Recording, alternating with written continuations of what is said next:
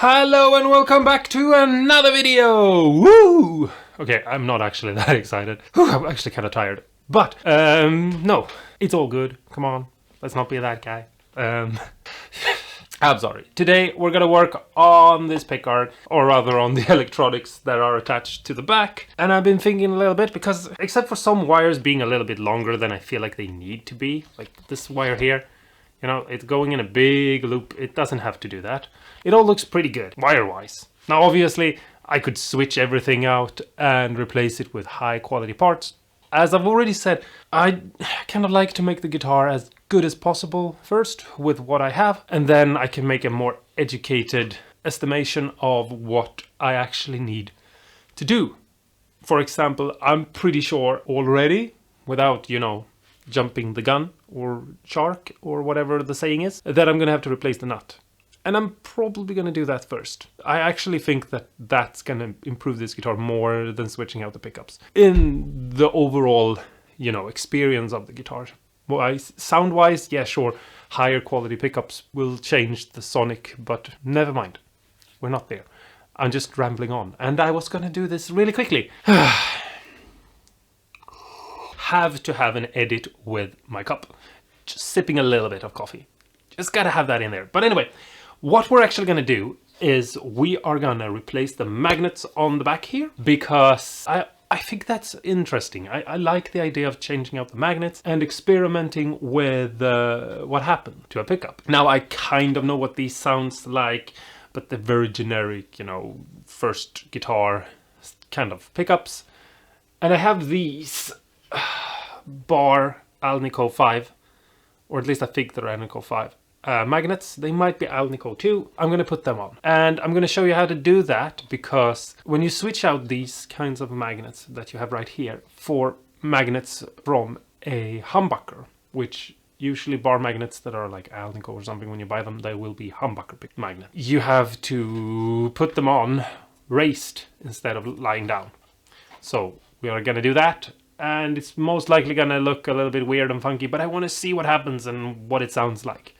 I've done some other pickup mods throughout the years, and you've seen some of them, like for example putting on the plates on the back, or my mod where I switched out the magnet for rare earth magnet. So it's gonna be fun to do this too. We're switching out these pots for bigger pots, and we're also gonna switch them out for 500k pots.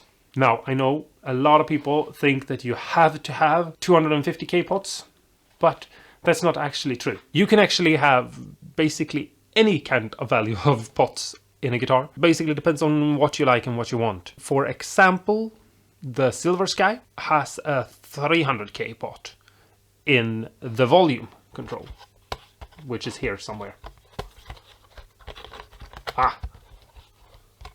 There, the volume. That was a really bad joke. And then the tone pots are 250k. Now, you might wonder why I'm doing that. And that reason why I'm doing that is because I want this guitar to be different. I don't want it to be, you know, like my other Strats. I want to find ways to make it just, you know, stick out a little bit. I want all my Strats to be, you know, a little bit different from each other. And we're also going to do the PRS Silver Sky mod to the volume control, which you've also seen in other videos, but it's coming back to this one again. It's gonna make this different because, you know, we're using a 500k instead of a 300k pot. But yeah, there is another reason why as well, and that is because usually when you switch out a magnet on a pickup for a weaker magnet, which, you know, Alnico 5 magnet is gonna be weaker than this ceramic one on the back here. Basically what happens is that it becomes a darker sounding pickup. You take some of the brightness away by doing that. You add a little bit of brightness to the pickup when you switch out for a higher value. So if you, for example, have a Alnico 5 pickup and you feel like, I want to switch this out for something that is a little bit harder and brighter, you could actually just switch out the magnets. Technically should be good. Now, how much of a difference it really does, it's hard to say, and if you're gonna like it, it's also hard to say, because you might do it and feel like, oh no, this went bright in the wrong direction or something. But anyway, we're going to do that as an experiment on this guitar. So that's why we're doing the 500k pots, because we are changing a lot of things around. So, yeah. Anyway, I've been rambling on for way too long, and that's the way it is every time I'm trying to make an intro. So let's jump into wiring or whatever, modding this electronics, and we'll see what happens. Sounds good? Yeah. I'll most likely at some point make another video on this guitar, as I've already said, modding things, and I might actually switch everything out. You know, go for a loaded pickguard or something. I don't know. We'll talk more about that in another video. But if you have any cool ideas, you can let me know. Okay, so here we have the pickguard, the 3 pickups, and the controls down here. And the first thing we need to do is we need to remove, I've already taken that one off because it was hard to make it lie flat. The first thing we need to do is remove these. There's a lot of ways you can do it. There are tools that you can use to do it. I am just gonna press in a pick and swirl them around, and that will make them pop. Like so. It might look harder than it actually is. You just press the pick in and you just swirl it around, and the pick is pressing it up and it's just lifting itself out by the movement. And as you can see, I am getting all of them off fairly quickly, just like so. And we can put these to the side, and hopefully we don't lose them, but we never know. And then we just need to unscrew these, and we can push these through like so, and we'll have them on the other side like so. And then we can take our new pots, the 500k pots that I have right here, and we can put them into place. But the holes are just a little bit too small, so I need to drill them out with a step bit. It's super easy to do, and I just need to go one size bigger. And then after we've drilled them out to the right size, which you might not have to do, you never know, we can put the pot through the hole and we can attach it. So the pots are in. I had to put in some spacers in between because these pots I bought for a Les Paul that I was going to make, but that never happened. The guy who wanted that guitar didn't want it. I'm going to scuff off the back a little bit with just some 400 grit sandpaper, just like so. The reason why I do that is because it will make soldering to the back a little bit easier. And you can see I'm just moving it around. Like, you don't have to go in any special direction or do anything fancy. And 400 grit is just, you know, it takes off very little, and I don't want to go through the entire thing and break it or anything. I just want to scuff up the back a little bit so you can feel a little bit of. We're just gonna put these controls back the way they were. We're not gonna do anything fancy. So this leg here, for example, we're gonna pull at it and bend it out and reshape it a little bit so that it is flattened out, can be moved to the back of the pot like so, and hopefully we can solder it in place. When I solder this ground leg on a volume pot, I'm always worried that I'm not getting a nice contact, so I'm taking my multimeter and I put it to continuity mode. I put one of the prongs on the leg away from the solder and the other one on the back, and see if I get a sound.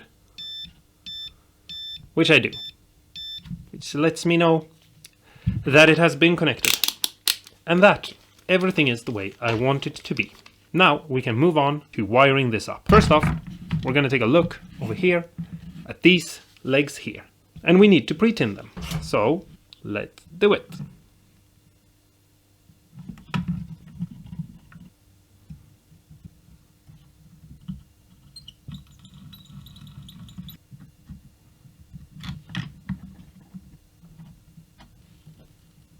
Okay, so if we look at these controls here, we can tell what needs to go where. So let's unsolder these and attach them over there. And this wire from the switch pull it out, get some new solder and attach it. And just hold it for a second, and then quickly as that, it's attached to where it needs to go. And here we have two more wires, the white one in the middle, which is our lead connection to the jack, and our ground wire, which is this bare one. So all we need to do is just attach the bare wire here and pull the ground wire over here. Then we have this ground wire here, and we're just going to attach that one over here as well. This ground wire is going to go to the claw, so it's important to keep it. Then over here we are going to attach this yellow cable, which is our ground wire that goes from one pot to the next. And then we have these three ground wires as well. And the first one is getting pulled over here. Like so. And then we have this ground wire from the switch, which you don't always see, but we have it now, so we might as well attach it. And the last ground wire from the other pot, that is also getting attached right here. So those three goes together. And first off, we can remove this one's ground wire. This pot right here is the middle tone, this one. It has a blue wire that goes to the middle leg. So let's just unsolder it and attach it to this pot like that, and just hold it still for a second, and it's attached. It can be super fiddly to get these out from the other pots, which you don't necessarily have to do. I mean, obviously that's what I'm doing because I'm reusing them, and I don't feel like there's anything wrong with these tone pots. A lot of people will want to use the bigger orange ones, but it's just the value that matters to me. I don't really care about the colors or whatever it is people care about. And I don't know which value I want in this guitar, so we're gonna go with these ones for now because we have them and we need to get this guitar finished. So now it's in place. And then we have this pot right here, which is this pot right here's a replacement. Don't really have the space to move these things around, so you'll have to forgive me that it's in the corner. This one gets attached right here because we've pre-tinned everything. It goes together real quickly. And then we just put this one in place. We heat up this control and the solder, and we just push it through, hold it so that it hardens, and move it over so that the leg gets pulled up here. And we add a little bit of solder so that everything looks nice. And there we have it. But I've got to be honest with you guys, I'm going to shorten these cables real quickly now, just because looking at this makes me angry, to be honest. I'm thinking of doing something about this blob here too, but I'm gonna not to do that, just because we need to move on to the next step and we can't focus on this too much, but I'm gonna do this too. What we need to do first is remove these and then move on to the actual magnets. Now, if you're lucky, these aren't on very well and you can just sort of pry them off like this. And I'm gonna give that a go off camera. But as that didn't work, we are gonna have to take a razor blade and score along them. Start off by just removing some of this wax and glue residue. And then we'll just take our soldering iron and not the tip, but the actual like broadside or whatever it's called. We'll use that to warm this pickup up. And we'll try to not touch anything but the magnet. So just move it around like this. And hopefully that will soften everything up a little bit. And then see if we can pry this off. Okay, so we ran into a problem that I actually didn't think we would. And that's how these magnets are attached to these pickups. Usually, a pickup is flat on the back like this one, or it has an inset little groove where the magnet sits and it's just glued there. But this one has a cutout for the entire under bobbin part. So when I lift this up, I can see the rest of it underneath. And so I can't take this magnet off without ruining the underside of the pickup. So the experiment that I wanted to do and that I was excited to do, we can't do. Instead, we're going to have to do another experiment. And the experiment I want to try now is see what happens if I attach some of these bar magnets to it. I have 3 of them, and they are just the same pickup magnets as these, but we're gonna have double, basically. I'm gonna secure them here with a little bit of super glue, or at least I thought I would, just to be on the safe side. The orientation is very important, and that you put them on slowly, because obviously we have some glue there, and if we just drop them, they are gonna smack on. Something like that. This is the experiment. I'm gonna try to explain this so that you understand the weirdness of what I just did. The opposites of a magnet attracts. So this magnet is a south-north, and this one is a north-south. You have magnets going in opposite direction. The magnetism will be weird. This might not work. This is an experiment I've never done before. So yeah, I don't know. But that is something that we'll try. I know that Jimmy Page had on his Telecaster had put a ceramic magnet on the bridge pickup to make it hotter on the underside. But if he did something with the polarity where he like glued it in place against its will, or if he just let it stick there, I don't know. So this is going to be a fun experiment. So I've tidied up the wires a little bit. You can see how they lie a little bit more neatly. And someone is going to say that I have issues, but I don't. I just like it when things look nice. And everything will come together much nicer and fit easier inside of the guitar because it's tidy. So there is a point to it. I'm not crazy. I mean, I'm crazy, but I'm not very crazy. Anyway, before I forget what I'm talking about and what I'm actually doing, let's do what I call the John Mayer mod, but it's, you know, it's nothing new. It's not something that he or PRS came up with. It's just this little thing that you can do to your guitar. It will sort of soften out the tone a little bit. And I think it's one of the reasons why the John Mayer Silver Sky sounds the way it does. You're gonna need a very high value resistor for this. I'm going with 3 meg, but you can go 2.7 or 5 meg or whatever you want to. You should most likely, which I've said that I'm gonna do and I'm never doing it, and I don't know, I'm kind of lazy, but you probably should switch them out and try to like nerd in and find the perfect one. And I don't know. I don't have time, basically, to match all the parts together in a guitar and sit there and tinker and take them out and do all of that. Which is a shame, because it's the kind of work I love to do. So, yeah, maybe one day I'll finally get to do it. But anyway, we take our resistor and we will solder it in place. Now, where are we going to solder this, you might ask? And this is one of those mods that anyone can do to any guitar if you feel like doing it and you want to experiment with different guitars and see what happens to them. Because buying these sort of resistors, you know, they're so tiny and they're so inexpensive.